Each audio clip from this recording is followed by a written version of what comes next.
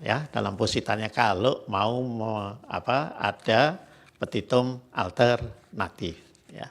Sekira hanya itu yang mulia Ketua Panel, saya kembalikan, terima kasih. Terima kasih yang mulia Pak Dr. Arsul Sani.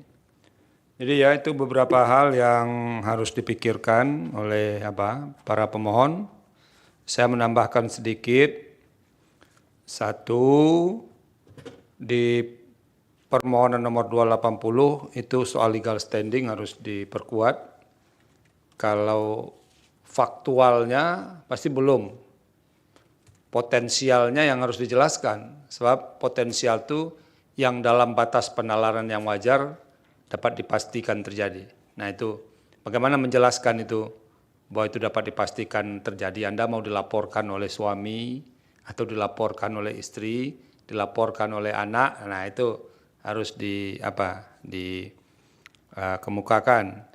Nah yang kedua, ini Pak Ziko, tolong nanti setelah ini dibaca lagi putusan nomor 46 tahun 2016 ya, kalau saya nggak salah, 46 2016, itu beberapa hal itu kan dulu bersinggungan dengan isu perluasan zina dalam permohonan, itu yang dulu ditolak oleh mahkamah.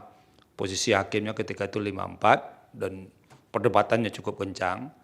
Dan beberapanya di dalam pertimbangan hukum itu mengatakan, saya mau sebutkan saja diantaranya Pak Ziko ya, atau yang ada di belakang permohonan yang menjadi pemohon di permohonan nomor 280, itu dikatakan bahwa yang diperjuangkan oleh mereka yang dulu mengajukan permohonan itu tidak tepat ke Mahkamah Konstitusi, dan lalu mengatakan supaya apa yang diperjuangkan ini menjadi pertimbangan bagi pembentuk undang-undang dalam KUHP baru. Nah, tolong itu juga kalau bisa di kontes ke sana, apakah ini merupakan pelaksanaan dalam tanda petik atau tindak lanjut dalam tanda petik apa yang diputuskan atau dipertimbangkan dalam putusan nomor 46 tahun 2016. Saya baru jadi hakim ketika itu. Nah itu tolong nanti dipelajari 46 2016. Nah ada beberapa kali disebut ini menjadi wilayah pembentuk undang-undang. Ini memang kekosongan hukum, tidak menjadi wilayah mahkamah, diserahkan ke pembentuk undang-undang. Ada yang katakan ini harus dipertimbangkan dalam pembentukan hukum pidana baru atau pidana nasional. Nah itu ada di putusan 246. Karena apa? Karena kebiasaan di Mahkamah Konstitusi, sekalipun undang-undangnya beda, kalau substansinya berkaitan, biasanya itu akan jadi rujukan awal bagi mahkamah untuk memutus atau mempertimbangkan norma yang diajukan ke Mahkamah Konstitusi. Nah yang terakhir, tolong dipikirkan lagi, apa memang betul itu mau dinyatakan inkonstitusional secara keseluruhan. Nah itu kalau itu kan jauh lebih mundur lagi kan dibandingkan pidananya KUHP-nya zaman Belanda itu, WVS itu. Dulu bisa yang jadi karena deliknya delik aduan kan yang bisa melaporkan itu bisa suami atau istri yang terikat perkawinan itu. Nah sekarang mau dihilangkan sama sekali. Maaf ya mulia, ayat satunya tidak diuji. Iya, ini dalam konteks seperti itu, karena itu kan ada di bawahnya siapa yang bisa melaporkan ya di pasal ayat 2-nya. Nah tolong itu dalam konteks keseluruhan, karena melihat pasal ini kan juga ada kaitannya dengan pasal lain, bahkan dengan putusan Mahkamah Konstitusi itu saya ingatkan untuk dibaca lagi untuk memperkuat pertimbangan. Itu di sini. Yang kedua untuk 282 ini sudah pernah diputus oleh Mahkamah Konstitusi sebelumnya dan itu dijadikan dasar. Yang perlu ditambahkan kalau soal legal standingnya saya kira agak lebih longgar itu ya, karena ini kan kegiatan yang bisa dikatakan agak rutin lah dilakukan oleh kelompok kritis termasuk oleh mahasiswa, dan kalau merasa terancam itu ada celah yang mungkin bisa agak jauh lebih fleksibel dibandingkan yang sebelumnya.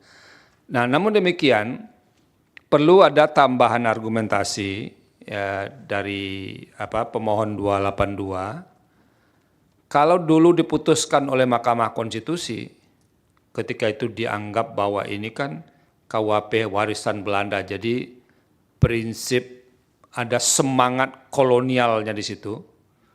Nah sekarang kira-kira ketika dirumuskan baru, apa yang digunakan untuk menjelaskan bahwa ini ada hal yang tidak sesuai? Itu satu. Yang kedua, carikan juga alasannya kalau mau menggunakan putusan yang lama, mengapa putusan lama itu masih harus dipertahankan? Jadi tidak sekedar mengutip putusan, tapi tambahkan argumentasi mengapa prinsip-prinsip atau semangat dalam putusan itu harus digunakan untuk menilai konstitusionalitas norma yang ada dalam KUHP nasional yang sekarang ini.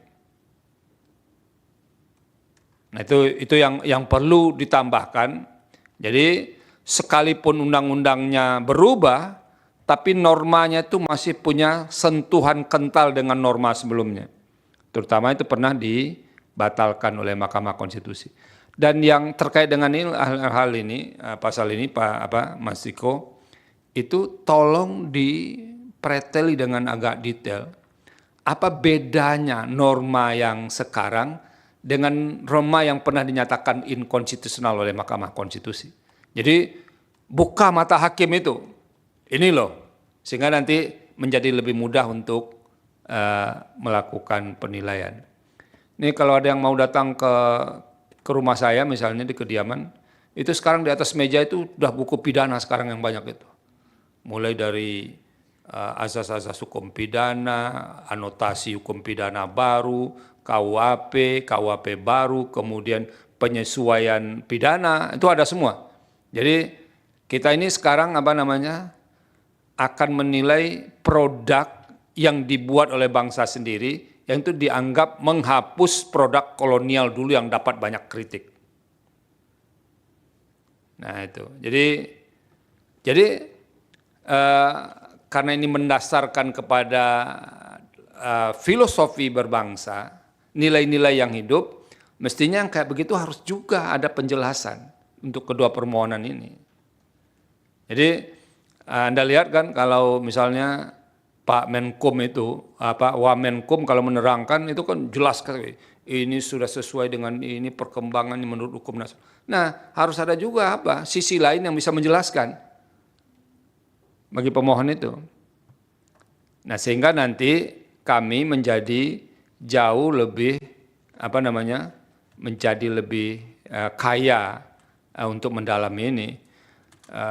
Bukan berarti kajian-kajian yang ada di KUHP lama itu bisa ditinggalkan, enggak, itu tidak bisa tidak. Nanti akan sebetulnya KUHP yang Belanda yang WVS itu begini, ini yang dirumuskan sekarang, ternyata ini rumusannya enggak beda.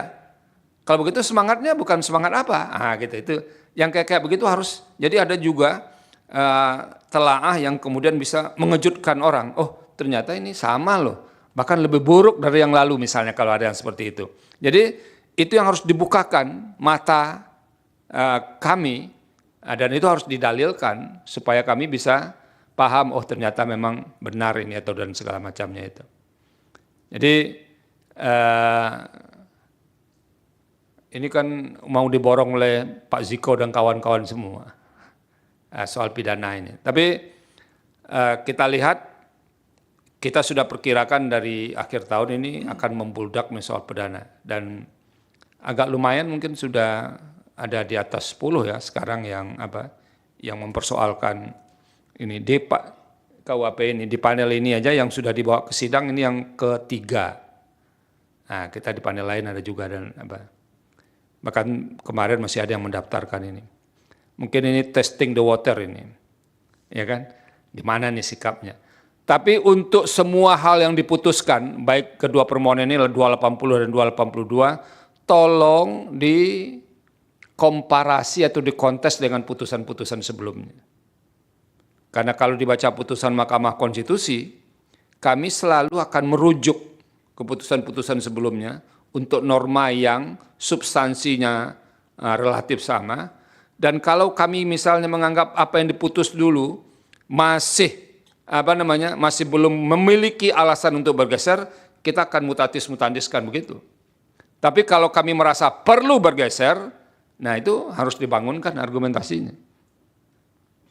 Itu. Makasih. Ada yang mau ditambahkan komentari Pak Ziko? Ya, sebentar. Silakan yang mulia Pak Arsul.